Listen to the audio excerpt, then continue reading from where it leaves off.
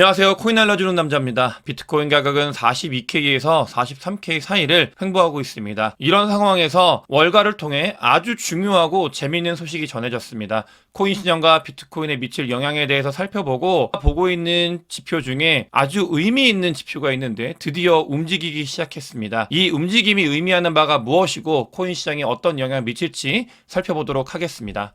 비트코인 청산맵이 단기 트레이딩을 할 때 정답을 준다라는 이야기를 말씀을 드렸는데 지금 보시게 되면은 43K 근처에 많은 숏 포지션이 구축이 되고 있을 때 이걸 잡아먹기 위해서 비트코인 가격이 끌어올라 갔었고요. 뒤에 다시 횡보하는 모습을 보이고 있습니다. 지금 보시게 되면은 43K 위에 그리고 44K 아래에 또 숏 포지션이 구축이 되고 있는 걸 확인할 수 있는데 이 부분을 치고 갈지에 대해서도 살펴보면 좋을 것 같습니다. 바이낸스의 오더북상으로 더 자세히 살펴보게 되면 지금 42K와 43K 사이에 강한 매수세가 들어오는 걸 확인할 수 있습니다. 이런 부분들은 비트코인 가격이 상승을 했을 때 받치고 계속 올랐고 했던 부분이 있었기 때문에 이게 사람들이 보기에는 강력한 의지다 이렇게 해석을 하는 사람들도 있지만 아직까지는 지금 비트코인 현물 ETF가 거래가 된 지 얼마가 되지 않았기 때문에 움직임에 있어서는 섣부른 예측보다는 지금 뭔가 받쳐주려고 하는 세력이 존재하고 있다 이렇게 보시면 되고요. 오더북상으로도 또 40K와 40K 사이에 굉장히 강한 매수벽이 있다라고 말씀을 드렸는데 그 부분도 같이 살펴보면 좋을 것 같습니다. 비트코인이 42K와 43K 사이를 횡보하고 있을 때 여기에 있는 도미넌스가 알트코인으로 넘어가게 되면서 일부 알트들이 좋은 모습을 보이고 있습니다. 다만 펀딩 레이트 히트맵상으로는 아직까지도 회복이 많이 되지 못한 모습을 보이고 있어요. 드문드문 지금 조금씩 이제 회복이 되어가고 있는 모습을 보이고 있는데 이 충격이 아직까지는 이어지고 있다. 그때 한번 이 쓸고 갔던 엄청난 이 청산이 정말 많은 부분을 변화시켰구나라는 거를 이 청산맵상으로도 확인을 할 수 있습니다. 월가에서 정말 재밌고 의미 있는 일이 발생을 했습니다. 이거 예전에 여의도 얘기를 하면서 말씀을 드렸었는데 그러니까 비트코인 현물 ETF가 신청이 되고 나서 승인이 되고 나면은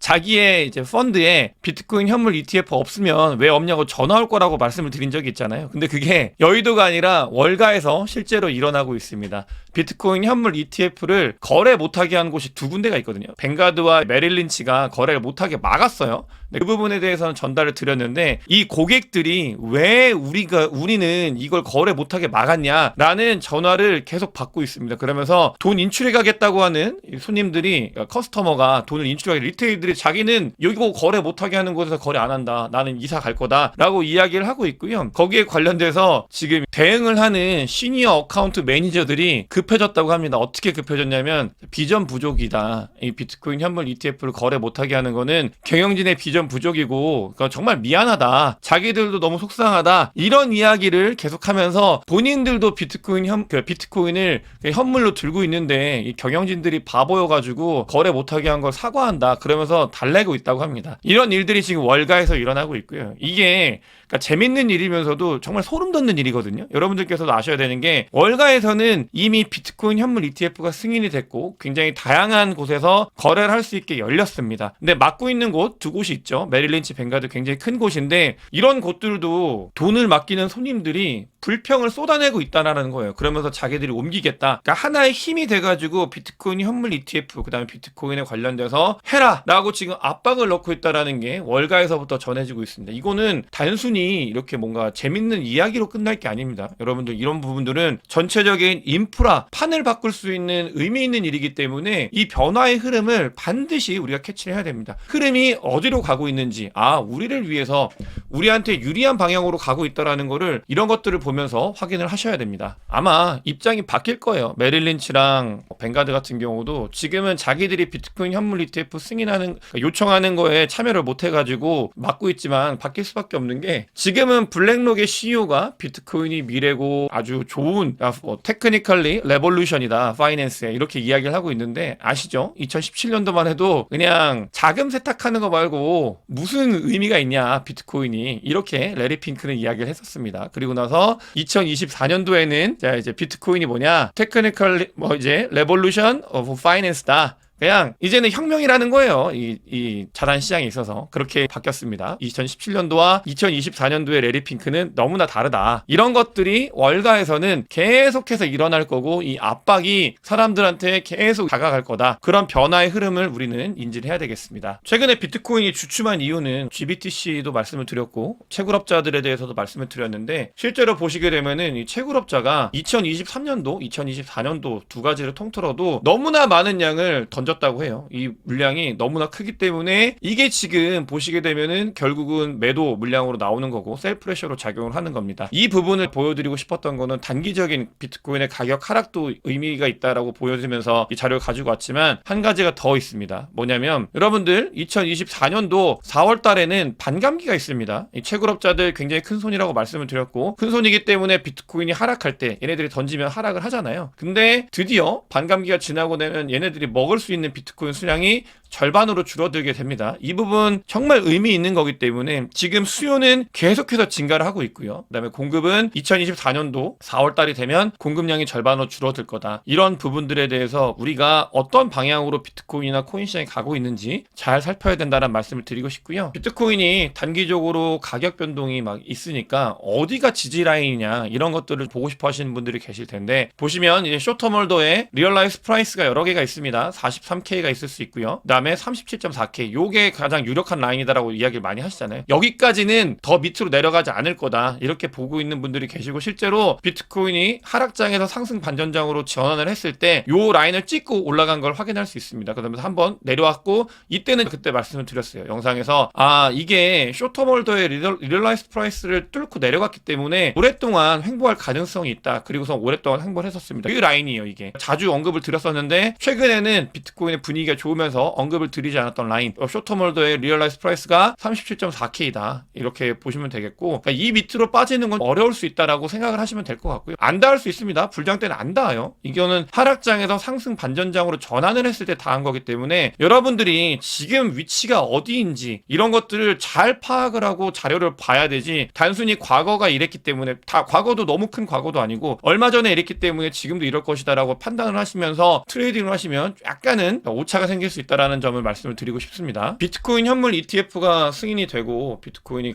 실제로 거래가 되면서 코인베이스의 핫 월렛이 너무나 바삐 움직이고 있다고 합니다. 근데 코인베이스는 비트코인 현물 ETF가 승인이 되고 나서 가격이 빠졌잖아요. 저는 이게 어떻게 보면 좋은 매직 기회가 아닐까 이런 생각을 하는데 왜냐면 비트코인 현물 ETF가 신청이 되고 운영이 되면서 코인베이스는 더 거래량이 많아졌고요. 그리고 또 수탁 서비스의 11곳 중에 8군데가 코인베이스를 통해서 수탁을 맡기고 있습니다. 그만큼 독점에 대한 이슈가 나올 만큼 코인베이스가 곽광을 받고 있는데 나오고 나서 가격이 빠졌더라고요. 그래서 뭐지? 이런 생각을 했는데 어쨌든 간 코인베이스는 그냥 지금 계속 혜택, 수혜를 받고 있다. 그런 가격적인 거나 밸류적인 측면에서는 혜택을 계속 입고 있는 그런 상황이다라는 게 지표를 통해서 확인이 되고 있습니다. 가장 중요한 변화 말씀을 드렸어요. 오늘 제목에서도 그러니까 코인판에 엄청난 변화가 일어나고 있다라고 말씀을 드렸는데 정말 유의미합니다. 여러분들께서도 이 부분은 놓치지 않으셔야 돼요. 꼭 아셔야 되는 게 뭐냐? 드디어 쇼텀홀더들, 그러니까 단기적으로 돈 싸들고 들어온 애들이 늘어나기 시작했습니다. 여러분 너무나 의미 있는 변화고요. 이거 보시죠. 이 쇼텀홀더들이 드디어 돈을 싸들고 들어오기 시작했다. 그러면서 이 중요한 부분은 이렇게 돼야 불장의 사이클과 같이 가는 겁니다. 이런 움직임,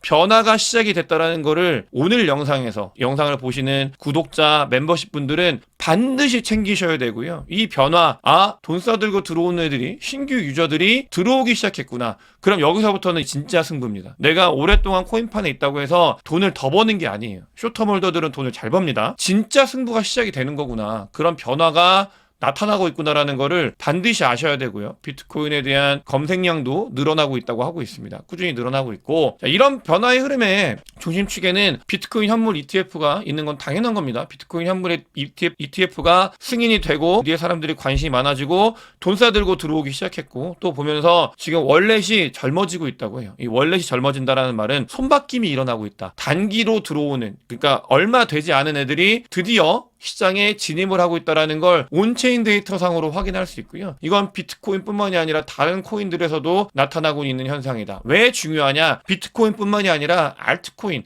대알트 불장의 의미이기 때문에 이 부분이 중요한 겁니다. 시작점이 되고 있다. 내가 어떤 코인을 얼마나 잘 준비하는지에 따라서 여러분들 지난 2023년도 복귀해보세요. 2023년도 초에 준비 잘했던 분들 2023년도 말에 굉장히 웃었습니다. 네, 2023년도 초에 준비를 제대로 못하셨던 분들은 2023년도 말에 많이 못 우셨어요. 근데 그런 이 변화의 흐름이 2024년도 초에도 나타나고 있다. 이런 것들이 지표와 온체인 데이터로 보여지고 있습니다. 실제로 돈이 어마어마하게 유입이 되고 있어요. 펀드에. 이거는 비트코인 현물 ETF가 승인이 됐기 때문에 완전히 판이 바뀌고 있다. 그러니까 인프라적인 부분, 돈적인 부분, 새롭게 신규로 들어오는 사람들의 부분 모든 게 변해가고 있다. 단기적으로 가격이 하락하고 이게 하는 게 아무런 의미가 없다라는 거를 강조해서 말씀을 드리는데 변화의 흔적들이 많이 나타나고 있습니다. 그러면서 저와 같은 생각을 하는 그리고 저보다 돈이 많은 어떤 특정 고래 같은 경우는 1057개씩 그냥 사고 있습니다. 계속 DCA를 하고 있어요. 꾸준히. 그러니까 DCA를 100개씩 비트코인 100개씩 하는 애들 1000개씩 하는 애들이 있는데 부럽죠.